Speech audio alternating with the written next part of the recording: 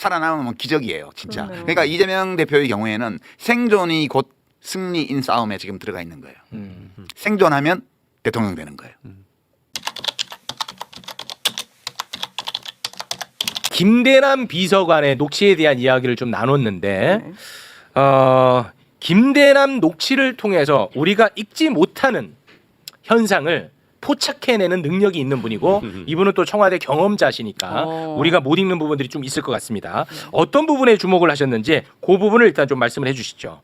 그러니까 대통령 권력의 핵심이 인사예요, 인사. 네. 입법권은 국회에 있기 때문에. 인사하고 예산 편성권. 물론 예산 편성권은 국회 입법 예산 심의권이 있기 때문에 반밖에 없는 거고 예산에 관해서는. 전적으로 갖고 있는 건 인사권이죠. 그러니까 대통령 권력의 가장 큰 부분은 인사권이에요. 아, 인사가 힘이다. 네. 근데 결국은 검사들이 충성하는 것도 아직 대통령 임기가 많이 남아 있고 이제 새로 저 검찰총장 된 그 심우정 검찰총장 임기가 2년밖에 안 되니까 그냥만 임기는 대통령 임기보다 더 일찍 끝난단 말이에요.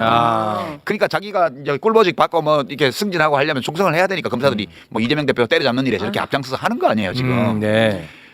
그렇게 돼 있는데 인사를 대통령이 기자회견했잖아. 예. 그때 나와서 뉴라이트 독립기념관장에 대해서 뉴라이트 뭔지는 잘 모르고 그냥 추천위원회에서 1순위로 하면 1순위로 하는 거고 저기가 대통령 노릇을 안 하고 있다는 자백이잖아. 그렇습니다.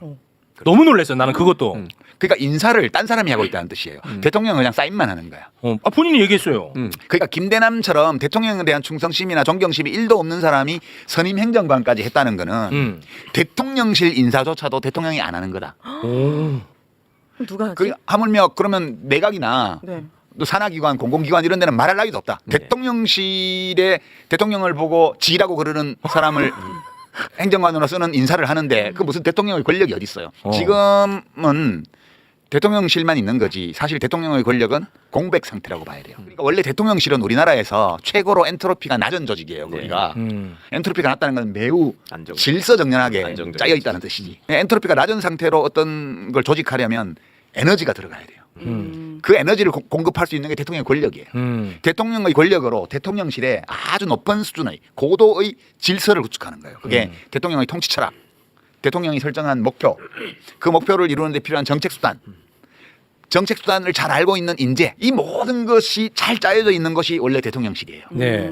그래서 이 고도의 질서라고 하는 거. 이 고도의 질서를 엔트로피가 낮은 상태의 조직을 만들고 유지하려면 힘이 작용해야 되는데 그것이 대통령의 권력이에요. 근데 대통령이 지금 나 잘 몰라. 그냥 1순위로 와서 사인한 거야. 이렇게 말을 하고 있잖아요. 그렇습니다. 그 얘기는 여기 대통령실과 정부의 고도의 질서를 조직하는 데 필요한 힘이 작용하고 있지 않다는 뜻이에요. 그러면 대통령의 권력이 작용하지 않으면 그 일종의 진공 상태가 발생하니까 다른 게 밀고 들어오는 거죠. 거기는. 그렇겠죠. 다른 게. 그래서 누가 제일 먼저 들어오겠어요? 김건희. 야, 정답이에요? 그분은 일심동체. 와, 그걸 바로 한 방에 맞춰버리네. 이게 한 방에 맞는 너무 당연한 거 아니에요? 당연해. 바로 옆에 있는데. 윤석열과 김건희는 참 쌍둥이처럼 떼놓을 수가 없죠. 그러니까 거기를 밀고 들어온 거예요. 그러니까 저는 김대남 행정관은 김건희 씨 쪽에서 넣었다고 봐요. 왜냐하면 그 텍스트를 이렇게 보면 김건희 여사에 대해서 나쁜 말을 한마디도 안 해요. 아니, 나쁜 말까지 가기 전에 여사가 좋아할 거라고 막 그래. 김건희 여사에 대해서는 김건희 여사라고 꼬박꼬박 붙여요. 그렇죠. 윤석열 대통령에 대해서는 지가라고 합니다. 바로. 아니 진짜 그래. 그러니까 대통령실 인사권조차 김건희 여사 쪽에서 행사하고 있는 거예요. 지금 이걸로 추측해 보면. 와, 이거 어지럽다. 그러면 김건희 씨 혼자서 다 할 수가 없잖아요. 그렇겠죠. 그러니까 김건희 씨가 믿을 만한 사람이 있어야 돼.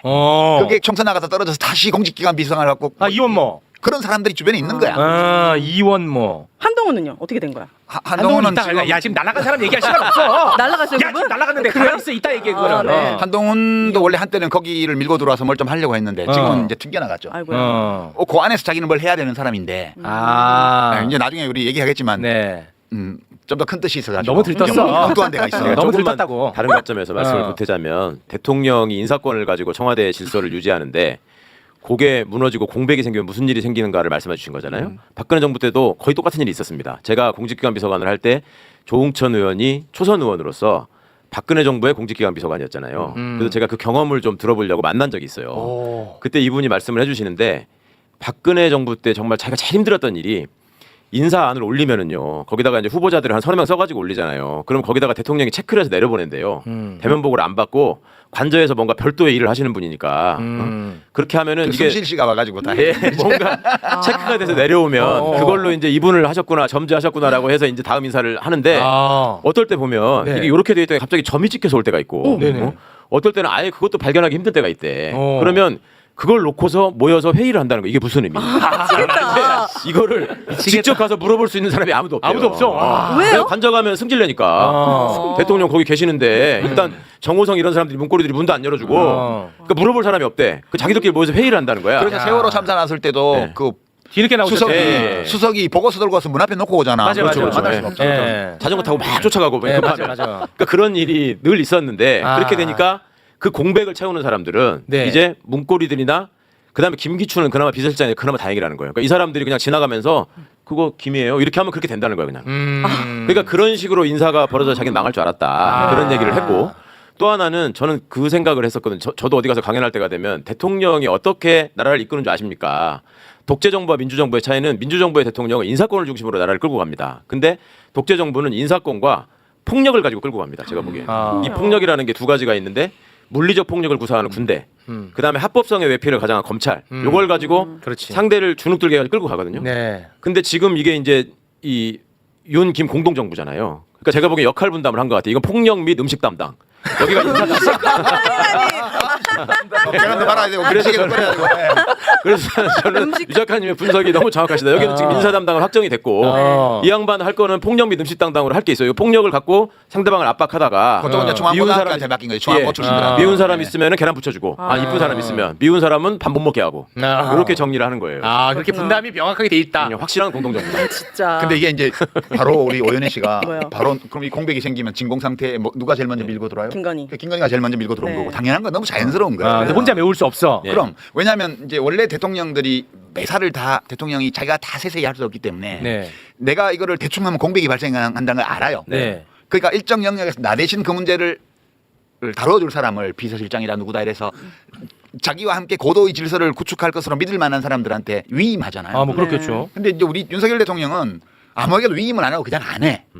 위임도 안 하고. 네, 그 위임하면 다행인데 위임도 안 하고 안 하니까 네. 또 김대남이 그거 지적했습니다. 위임이라도 좀 하지. 만약에 그거 잘 모르겠으면 예. 전문가들한테 좀 제대로 맡기든지 CEO라 해가지고 그럼요. 전문 경영인한테 맡기든지 예. 이것도 아니고 전문 경영인이 떠들면은 자기가 자기 주장대로 다 해버리니까 다들 입국 다물고 가만히 있지. 차라리 와이프한테 위임이라도 하지. 위임도 안 하고 안 하니까 네. 배우자 입장에서 보면 답답할 거 아니에요. 아, 저 남자 뭐 힘도 못 쓰고 방구나 끼고 끼고. 이런 남자인데 저 대통령이 돼갖고 저러고 있으니까 나라도 해야 되겠어. 어머나. 너무 자연스러운 거예요. 어. 그다음에 이제 모피아들이 있죠. 네. 아. 모피아들이 지금 1년에요 1,000억 원어치 이상 국유자산을 팔아치우고 있어요 계속 지금. 몰래 다 에? 팔았죠. 계속 지금 진행되고 있다고요? 네. 재작년에 1,200억 원치인가 팔았고 작년에도 거의 900억 원어치 팔았을 걸. 금년에 얼마인지 내가 좀 통계 확인 안 해봤는데 그 문정부 때는 1년에 뭐 꼭 팔아야 될 거 이런 거 필요 없는 거 이런 거 한 60억, 70억 이 정도 팔았어요. 6, 70억. 네. 근데 지금 15배를 팔고 있다고. 근데 그 자잘한 물건들이에요. 아. 그 아는 사람만 알아. 어. 그러니까 지금 김대남 씨의 텍스트가 중요한 이유가 거기 보면 김대남이라는 이분이 왜 대통령실 행정관으로 일했냐면 자기를 위해서 일을 했잖아. 네, 맞습니다. 내가 출세하기 위해서 네. 총선에도 나가고 뭐 네. 구청장이라도 하고 오로지 이 사람의 관심은 자기가 어떤 자리에 가는 것밖에 없어요. 매우 분명하더라고요. 예, 그래서 서울 보정보험 감사 자리까지 결국 갔잖아. 네. 그러니까 이 지금 대통령실이 자기 자신의 이익을 위해서 일하는 사람들로 채워져 있어요. 맞아. 그 모피아들도 그렇게 하고 있는 거고. 그다음 뉴라이트. 그게 이제 MB 사람들이에요. 김대남 씨 텍스트에 보면 MB맨들이 너무 다 해먹어. 네. 이 얘기가 지금 인사 쪽에 김태호 씨의 영향력이 굉장히 크게 들어와 있다는 것을 방증해 주는 거예요. 그게 지금 쑥대밭이에요. 와. 그러네. 이게.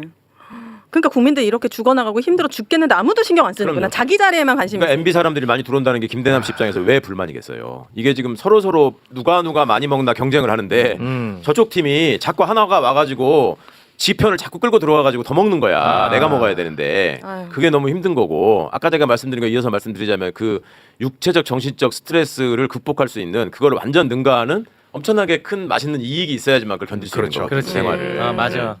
그런데 내가 먹어야 되는데 자꾸 딴 사람들이 와서 그러니까 그럼 또 짜증나고 얼마나 화나고. 싶겠어요. 네. 그 이혼모도 너무 미워하잖아. 예. 저게 뭐라고 저걸 경력도 없는 걸 갖다 나이도 어리는데. 그거는 이제 여사님 라인에서도 주도권 다툼이 그렇죠, 있는 그렇죠. 거죠. 아. 그 내부에서도 네. 그러니까 싸우는 그게 너무 여실히 느껴지는 게 주도권에서 본인이 밀렸다는 걸 본인이 확인하잖아. 그렇지. 그때 굉장히 괴로워하더라고. 근데 그 사람 상당히 괜찮은 사람이에요. 왜냐하면 김대남이요? 네.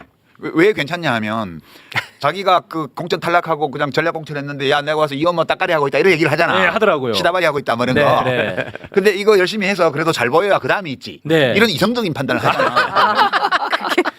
감정을 억제하고 그럼 이제 내가 경선할 때까지는 이렇게 극우 뭐 이런 걸로 좀 하고 맞아. 일단 당원들한테 어필해가지고 어. 후보가 되고 나면 그다음에 5.18 관계자도 만나고 아, 대통령보다 나. 전략적이다. 네. 저는 진짜 화났었는데. 진짜. 대통령 하면 좋겠더라니까 차라리. 저는 아. 그 용인 처인구 주민이라 그 사람들 이거 뭐 걸어놓은 걸 지나면서 봤는데 그러니까 이원모가 처음에 와가지고 시내 중심가에 큰 건물 하나 잡아가지고요 용인 구시가지에다가 윤석열하고 찍은 사진을 왕따만하게 걸었어. 근데 지나가다 보고 저거 떨어졌다 이렇게 생각을 했는데 김대남이 그 얘기를 하잖아. 그래서 그래도 대통령 사람이니까 해서 내가 현수막을 한동훈님 거 빼고 저기를 대형 현수막을 걸었지. 예. 그러니까 걸자마자 지지율이 내가 뚝 떨어지지. 내가 야 이거 골 때리네. 야, 그 걸었더니 16%가 한 번에 떨어졌다. 나중에 제가 궁금했어요. 이원모는 적어도 이원모는 윤석열 사진을 끝까지 걸어야 되는 관계잖아요. 그렇죠. 이원모도 내렸어. 내렸어요? 내렸어요. 내리더라고. 이거 팩트예요? 이원모도 내리고, 아이 그럼 내가 봤다니까. 내렸어. 바꿔 그래서 나중에 딴 걸로 자기 혼자 있는 걸로. 아. 근데 이게 재밌는 게 사람들이 이해관계에서 벗어나면 사안을 제대로 봐요. 그러니까 그 김대남 씨의 그 발언들도 보면 자기 이해관계가 걸린 일에조차도 상당히 이성적으로 얘기를 하잖아요. 그리고 자기 이해관계를 벗어난 일에 대해서는 정말 타당한 얘기를 해요. 네. 지가 이렇게 말을 할 때 보면 멀쩡한 꼴통이라고 그러고 뭐 누구 말도 안 듣는다 그러고 네. 뭐 전문가 말을 좀 들으면 좋을 텐데 혼자 아주 얘기한다. 정상적이야. 네. 이게 사람이 자기의 이해관계에서 벗어난다는 것이 비평하는 사람에게는 너무 중요한 거구나. 맞아요, 맞아요. 저 사람이 그 당을 나오고 이제 국회의원 될 마음을 일단 접고 나니까 접은 것 같아 내가 보기에는. 네. 그러니까 모든 이야기들이 논리적이고 보여요. 예, 이성적으로 돼버리는 거예요. 한덕수 총리도 그럼 내려오면 다 보일까요? 본인이 그럼요. 지금 예, 보여요. 그럼요. 내려오면 다 보여요. 국회의원을 하면서도 이번에 문체위에서 그 축구협회랑 저기 가지고 국힘이 질의하는 거 보셨잖아요. 멀쩡하잖아. 네, 일치단결해가지고. 그거는 축구 감독직을 자기가 할 수는 없거든. 그치. 네. 경쟁자가 아니거든. 그 자리는 자기가 아니라는 걸 알기 때문에 거기서는 질의를 해. 그러니까 정리하면 대통령이 대통령 권력을 행사를 안 하고 있기 때문에 인사에 관해서는 적어도 그러니까 그 권력의 공백 상태가 생겼고 그걸 메꾸고 들어온 3주체가 있는 거예요. 김건희 씨의 사조직, 김건희 씨와 김건희 씨의 사조직, 네. 그다음에 모피아, 세 번째가 뉴라이트, 어머나. 주로 MB맨들이죠. 요 세 그룹이 그 대통령이 만들어놓은 권력의 공백 상태에 밀고 들어가가지고 네. 국정을 아작내고 있는 거야 지금. 아. 와. 그 지금 국민 경제가 엉망이 되고 민생이 도탄에 빠지고 자영업이 거의 폐허 상태로 맞아요. 가고 있고 뭐 의료 대란이 일어나 있고 뭐 온 뭐 외교도 엉망이 되고 이렇게 하고 있는 판에 막 시내는 막 장갑차가 굴러다니고 지금 맞아요. 개판된 거야 완전히 이게. 근데 말씀을 들어보니까 이게 조금 위험하게 느껴지는 게 지금 대한민국 국정을 김건희 사조직, 모피아 그리고 친이계 뉴라이트 이렇게 지금 망가뜨린다고 말씀하셨어요. 네. 제가 왜 걱정되냐? 이 세 집단이 부딪힐 일이 없어 내가 보니까. 이익이 달라서. 예, 영역이 달라. 서로 잘 영역이 몰라. 달라. 그러면은 이게 굉장히 안정화돼 있을 거란 말이야. 그래서 걱정된다는 거야. 그 지금 지지율이 20% 밑으로 가네만이 해도 안 흔들리잖아요. 흔들리지 않는 편안함. 이거 위험해. 다리가 세 개 있으면 그게 제일 안정된 구조잖아요. 그러니까 이게 경쟁 관계라면 여기서 막 치고받고 하면서 누수가 발생하고 이게 막 그렇네. 그런 게 이제 나타날 텐데 네. 굉장히 힘의 균형을 잘 이루고 있네. 최욱 씨 진짜 예리한데. 예리하다. 와, 진짜. 큰일이네. 이해관계에 밝은 사람들이 나름의 전문성을 갖추잖아요. 네. 그러면 생기는 게 이제 너 먹을 거 내 먹을 거 이렇게 딱딱 나눠서 하는 스킬을 발휘하지. 근데 이제 자, 그러면은 또 한 줄기 윤석열의 검찰 정권에 대한 이야기를 좀 나눠봐야 될 것 같습니다. 자신과 자신 가족과 관련된 수사는 대놓고 못하게. 오늘도 거부권 발동. 아니 어디 대놓고 그런 말을 하는지 모르겠어. 나는 그 뻔뻔함이 진짜 놀라울 정도입니다. 생존. 네. 잊지 마세요.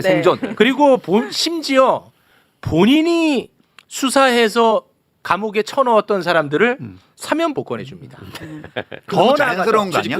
아니 더 나아가서 그 사람들을 취직시켜줘. 그리고 같이 일해. 와 이거는 왜 그래? 그게 통 큰 지도자지. 네. 아니 윤석열 대통령의 머릿속에서는 나는 관대하다.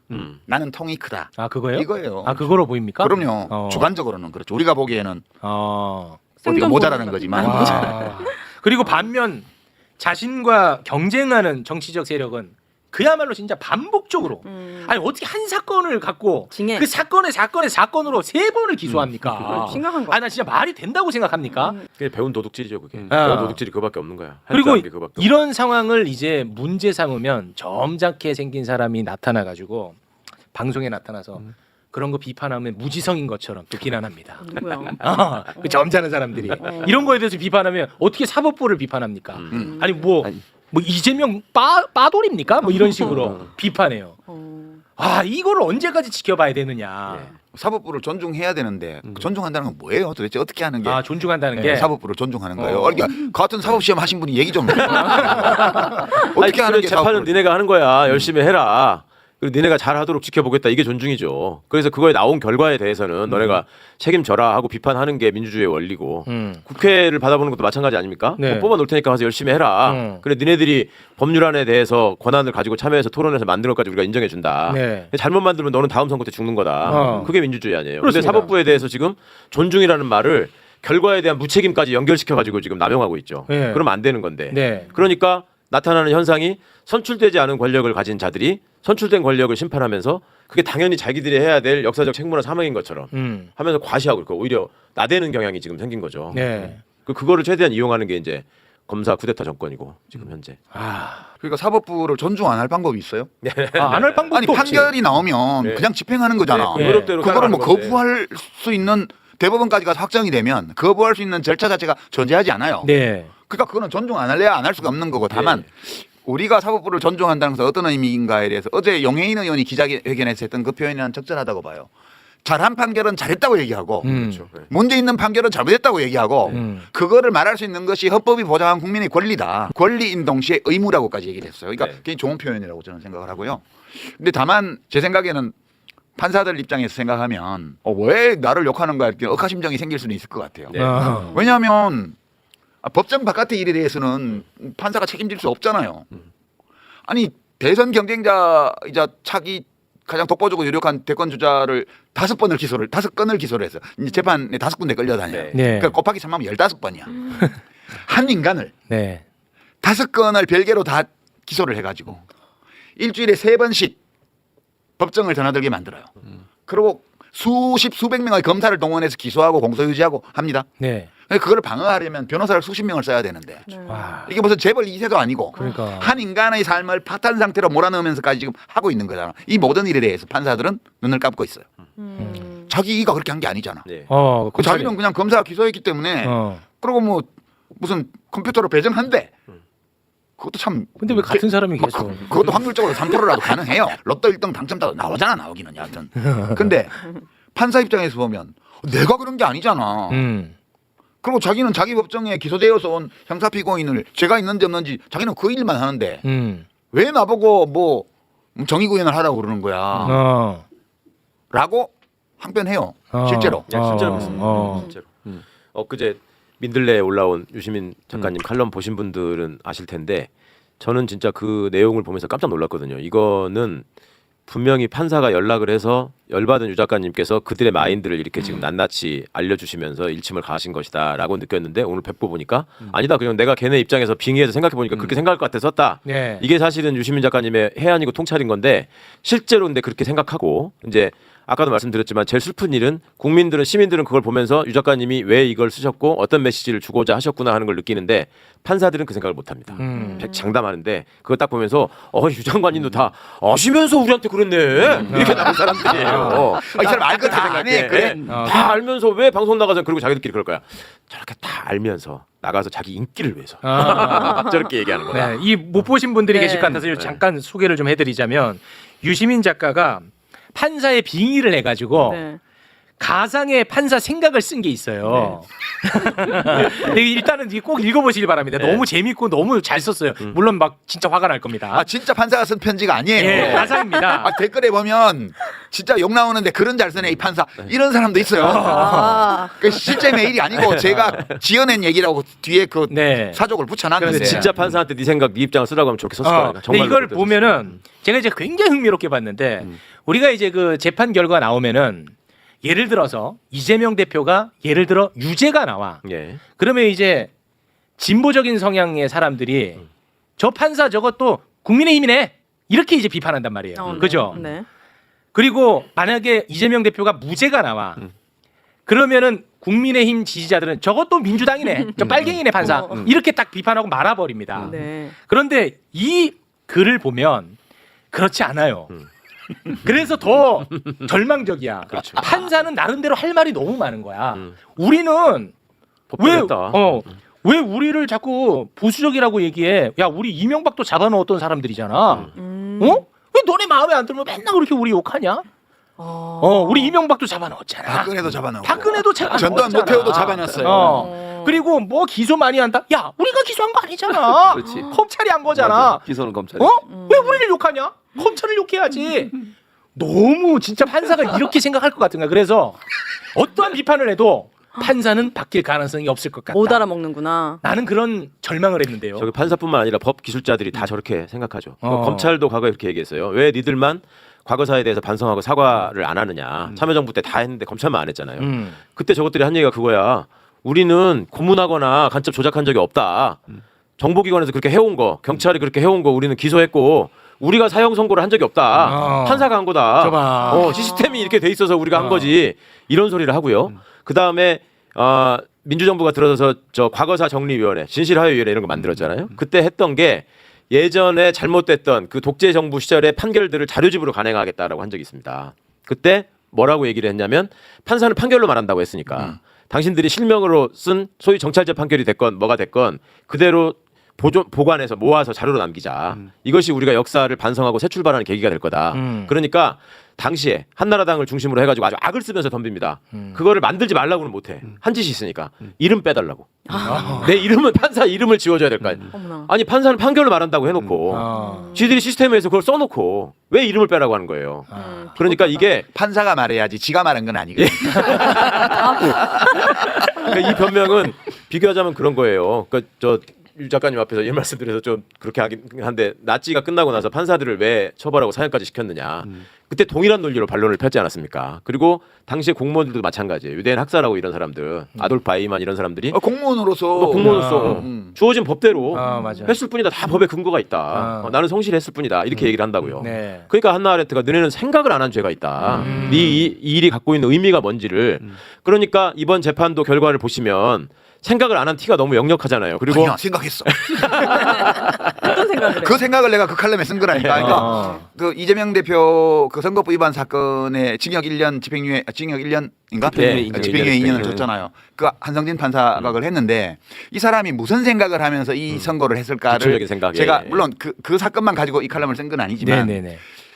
그래서 감정이입을 해서 내가 그 판사였다면 어떻게 생각을 해야 이런 판결까지 갈 수 있을까를 네. 생각해 본 거예요. 네네네. 그래서 이제 가상적으로 생각을 해서 이제 판사의 역할, 형사법정의 본질 이것부터 쭉 시작해서 형사재판의 구조, 네. 그리고 유죄 무죄를 판별하는 기준 이런 것들에 대한 생각을 쭉 해서 그런 판결을 내릴 수 있는 사고방식의 패턴 네. 이런 것들을 이제 거기 적은 거고요. 살아온 배경도 들어가 있더라고요. 네. 살아온 배경. 네. 판사가 꾸미셨나? 너무 잘 너무 잘 알아. 나도 놀랬어. 근데 이게 최근에 이제 그 빌보드 또 1위까지 했나? 아파트? 그 로제하고 아파트. 브루노 마스 아파트 있잖아요. 네. 거기 보면 지가 좋아하는 게임이라고 스타트 하고 그냥 노래를 네. 시작하잖아. 네. 이게 우리나라 형사재판이 일종의 아파트 게임 같은 거예요. 복불복. 그러니까 어떤 판사 만나냐에 따라서 판결이 똑같은 사건도 180도 바뀌어요.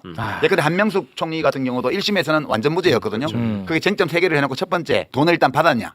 그러면 돈을 왜 받았냐? 뭐 돈을 받고 나서 대가로 뭘 했냐 이 순서로 가야 되는데 돈을 받았다는 증명이 없기 때문에 증명이 없는 사건이어서 두 번째, 세 번째 쟁점은 논하지 않는다. 이게 1심 판결이었어요. 네네네. 2심에서는 전부 유죄로 했고 대법원 가서 전부 유죄가 됐어요. 아. 그때 그 재판에서 보면 돈을 언제 줬는지가 특정 안 됐습니다. 모월경.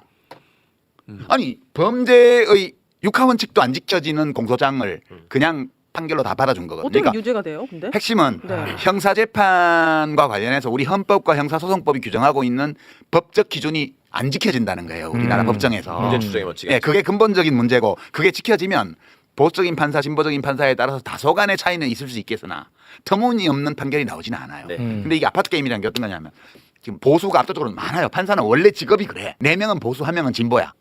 그러니까 아파트 게임을 한다고 생각해봐요. 그래서 십실청 이렇게 하면 확률 20%로 무죄. 확률 80%로 유죄예요. 이 아파트 게임이야.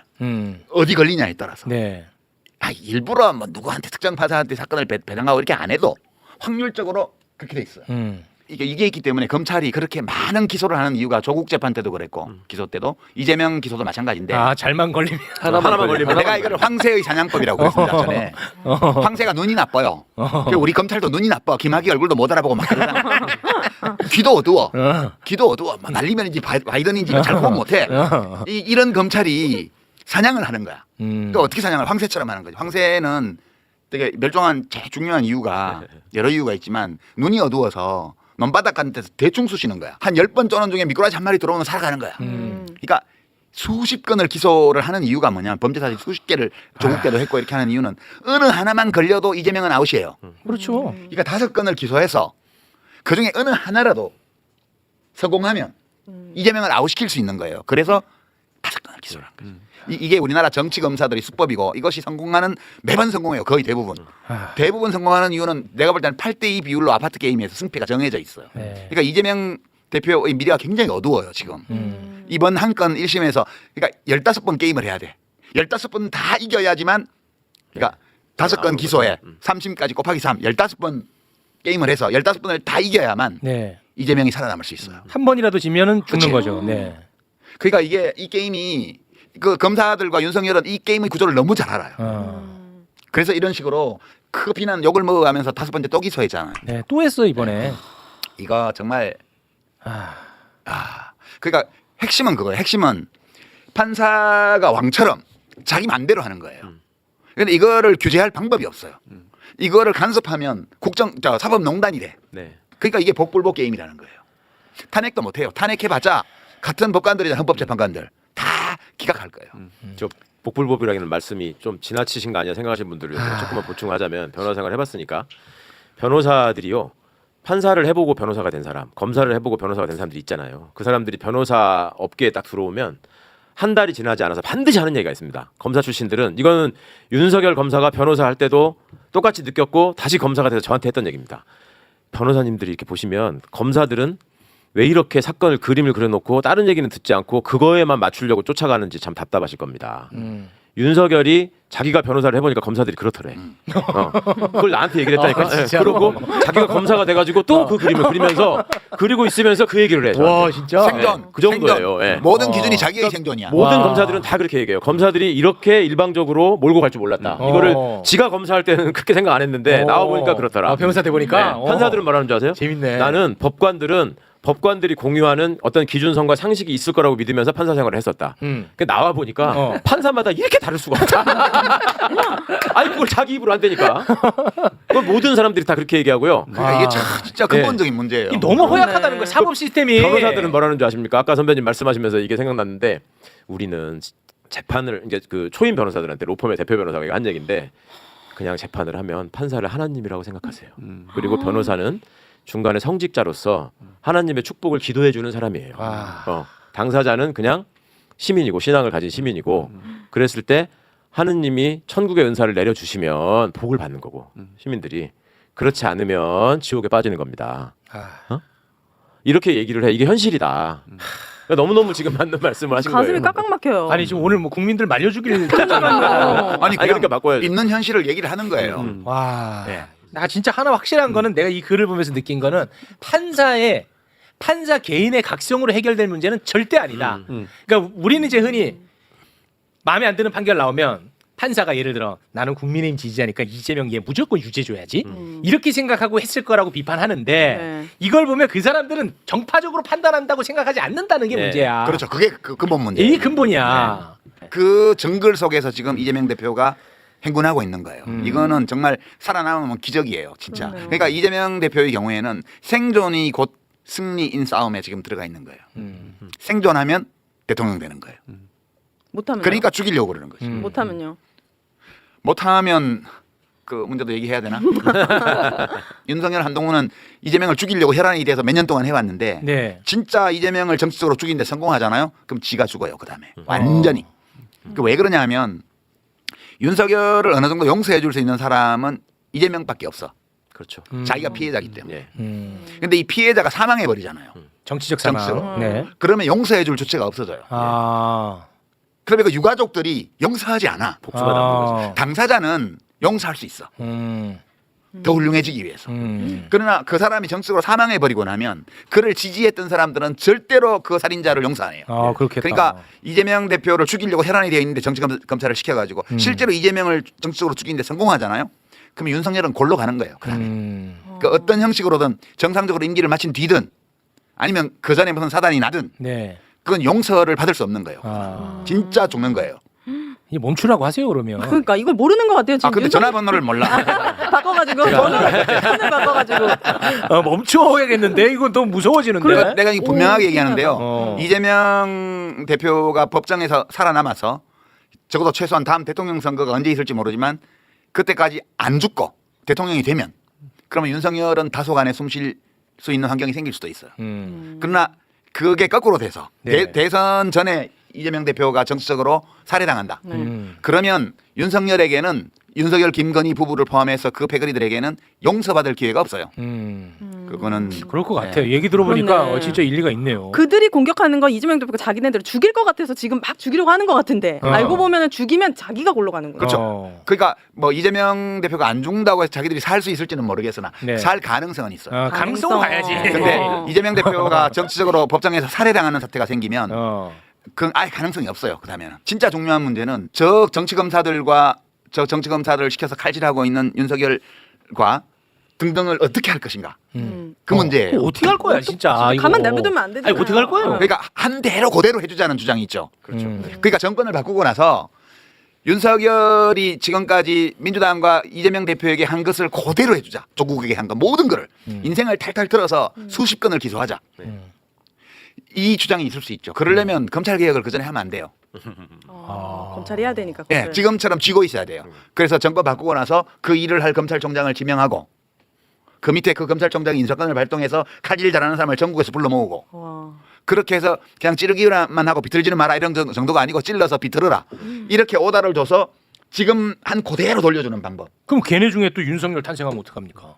아 그건 나중 문제고 일단 복수심이 충만하잖아요. 그러면 그게 하게 돼 있어요. 네. 그럼 두 번째 대안은 또 윤석열 나타. 다시는 그런 일이 일어나지 않도록 하기 위해서 그 전에 검찰 개혁을 완료하자. 그래서 기소권과 수사권을 완전 분리해 놓게 되면 혹시라도 경찰을 시켜서 야 수사해 하더라도 검찰에서 우리는 기소 못해 이러면 그걸 어떻게 할 방법은 없는 거예요. 그러면 그렇게 되면 그러면 윤석열이 행복하게 산다는 말이야? 그렇게 되지는 않겠지. 왜냐하면 지금 정치 검찰은 없는 걸 만들어서 공격하잖아요. 예.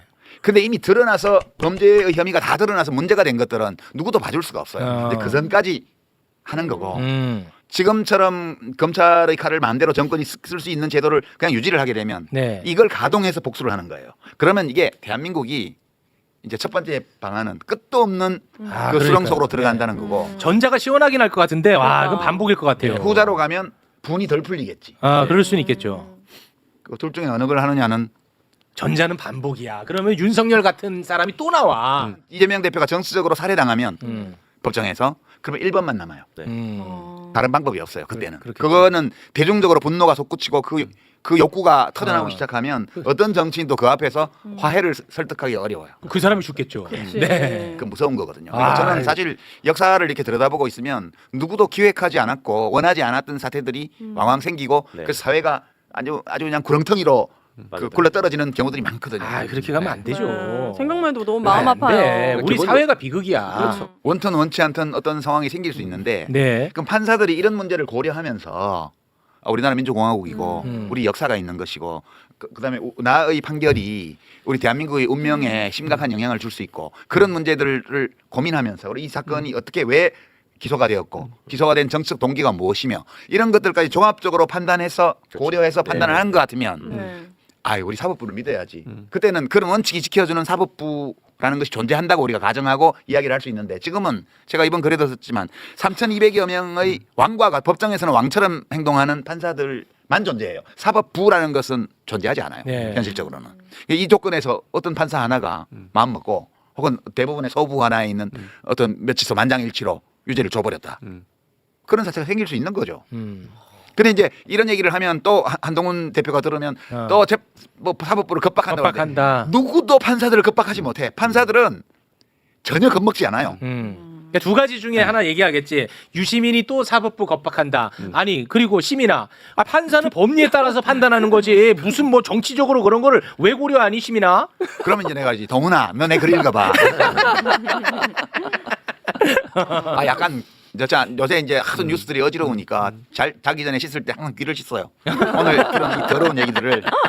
그리고 이제 공론의 장이 완전히 다 무너져가지고요. 텔레비전이나 라디오나 이런 데에 뭐 이게 진보 보수 패널 들러가서 떠들잖아요. 얘기를 하잖아요. 그러면 여전히 국민의힘 쪽 패널들은 민주당과 이재명 대표에 대한 혐오감을 조장하는 것으로 토론에 임하고 있어요. 네. 그러니까 이재명 대표를 범죄자로 단정하고 네. 그걸 전제로 해서 논의를 하고 그건을 서슴지 않아요. 무슨 직업이 변호사든 무슨 평론가든 무슨 소장이든 할 거 없이. 왜 대부분이 왜 그렇게 하냐 하면 빨리 여사님 저 좀 봐주세요. 그래갖고 자리 받아간 사람이 너무 많아. 그러니까 윤석열 김건희 부부가 공론의 장을 완전 파괴했어요. 아부의 장으로. 예. 그러니까 비평을 하는데 청취자들이 들으라고 비평하는 게 아니고 권력자가 들으라고 비평 활동을 하고 있는 사람이 너무 많아. 그래서 너무 더러운 얘기를 많이 듣기 때문에 맞아. 잘 때는 정말 귓바퀴까지 매매 씻고 잡니다, 제가. 진짜 맞는 것 네. 같아. 그런 상황이고 상당히 지금 한국 사회의 미래가 어두워요. 지금 저는 지금 좀 앞이 잘 안 보인다. 이게 2024년 11월 시점 대한민국은 쇠락의 길로 가고 있다고 해도 과언이 아닐 만큼 망가져 있던 상황이었습니다. 우려했던 계엄 사태는 현실이 되며 대한민국은 큰 충격에 빠졌지만 이재명 대통령의 당선과 함께 이제는 무너진 민주주의와 법치를 다시 세워야 할 때입니다. 하향 곡선을 그리던 국운을 멈춰 세우고 국민 모두가 안심할 수 있는 밝은 미래를 향해 나아가길 진심으로 소망하며 이재명 대통령의 국민주권, 정부의 성공을 진심으로 바랍니다. 구독과 좋아요를 누르시면 더 많은 분이 이 영상을 보고 대한민국의 내일을 함께 고민할 수 있습니다.